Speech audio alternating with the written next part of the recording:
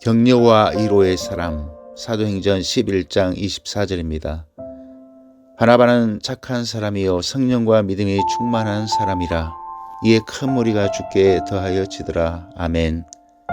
프랜시스 박사는 역사의 종언과 최후의 인간이라는 책을 써서 일약 세계적인 학자로 발돋움했습니다. 그 책은 인류가 긴 역사 가운데 추구하였던 두 가지 욕구를 다룹니다. 첫째 욕구는 보다 더 잘 살아보겠다는 경제적 욕구이며, 두 번째 욕구는 타인으로부터 인정받고자 하는 욕구입니다. 그는 지난 100년간의 자본주의와 사회주의의 대결에서 사회주의가 패배하게 된 것은 바로 인간의 인정받고자 하는 욕구를 무시했기 때문이다 라고 진단했습니다. 인정받고자 하는 욕구를 인간의 가장 큰 욕구로 본 것입니다. 이 주장은 저명한 심리학자 메슬로도 주장한 바 있습니다. 가장 상위 욕구 중 하나인 존경의 욕구와 자아 실현의 욕구가 바로 자신이 인정받는 욕구와 관련된 것입니다.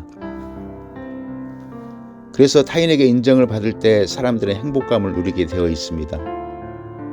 누군가 나를 칭찬할 때 행복했던 경험들이 있으시죠?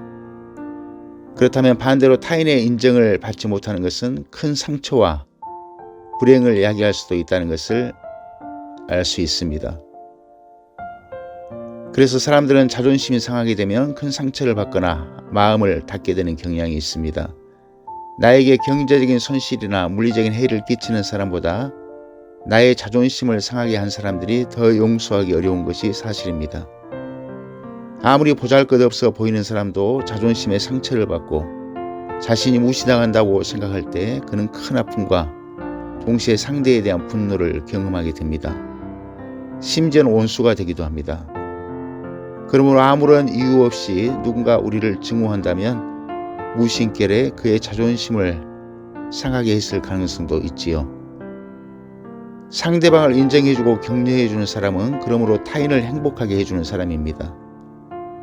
그것은 타인만이 아니라 결국 자신을 행복하게 하는 비결이지요. 타인을 무시하는 듯한 태도가 몸에 밴 사람은 그만큼 스스로 더 잘 될 수도 있는 가능성을 차단하는 것입니다. 사람들이 그를 멀리하고 떠나게 됩니다. 지금 당장 있는 권력과 힘 때문에 주변에 머물러 있어 보일 뿐 그들의 마음은 그 사람을 떠나 있지요. 나중에 자신의 주변에 아무도 없다는 것을 알게 될 때는 너무 늦겠죠. 그러나 상대방을 격려하고 인정해주는 사람들은 주변에 사람들이 모입니다.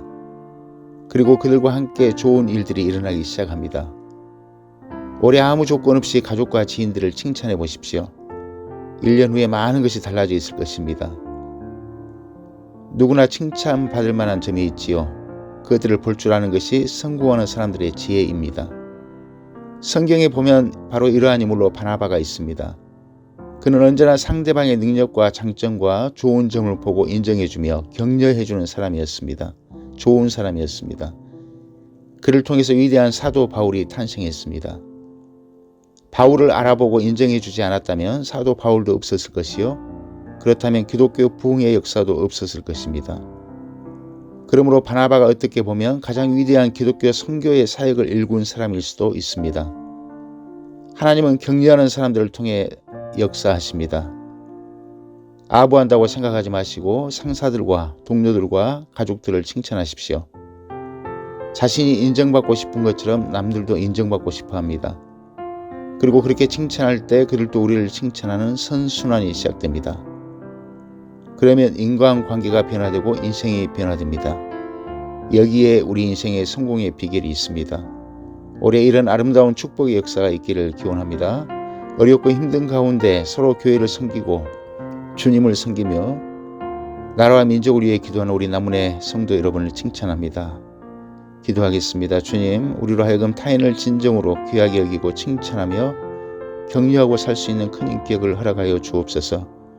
오늘도 연약한 가운데 있는 성도님들을 주여 격려하시고 일으켜 주시옵소서. 예수님 이름으로 기도드립니다. 아멘.